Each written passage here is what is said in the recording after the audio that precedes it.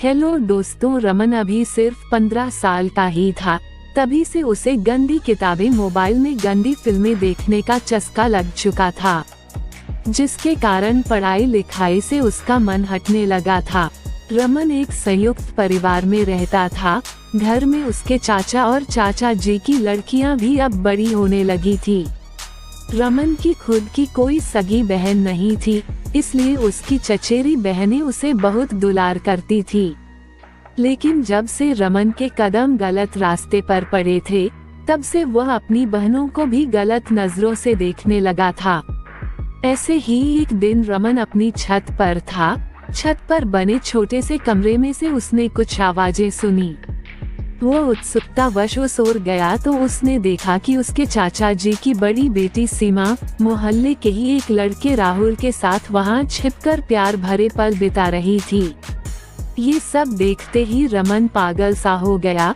वह राहुल की जगह खुद की कल्पना करने लगा। थोड़ी देर के बाद राहुल छत पर से दूसरी छत पर कूदकर अपने घर चला गया। रमन तुरंत ही सीमा के पास पहुंच गया।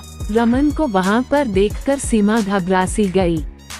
फिर रमन मुस्कुराते हुए बोला, दीदी आपको छुपकर यह सब करने में बड़ा मजा आता है ना, लेकिन आज मैंने आपको रंगे हाथों पकड़ लिया है। मेरी बात मानो तो आप अपनी किसी सहेली से मेरी भी दोस्ती करवा दो, फिर मैं आपका राज किसी को नहीं बताऊंगा। सीमा गुस्से में बोली, यह सब क्या बकवास कर रहे हो तुम?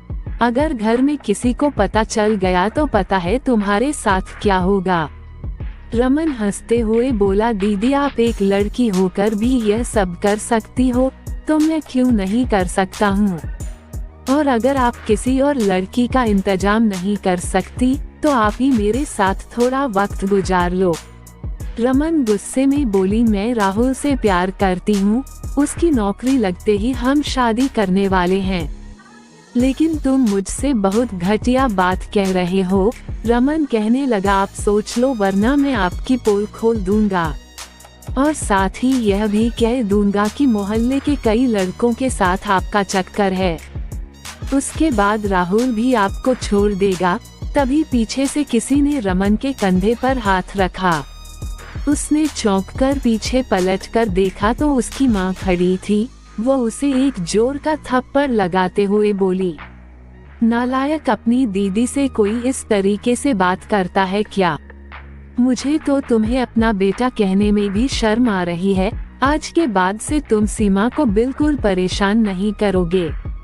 रमन की माँ सीमा को समझाते हुए बोली, बेटी अगर तुम्हें कोई पसंद है तो अपने मम्मी पापा से इस बारे में बात करो और देखो कभी भी कोई गलत कदम मत उठाना।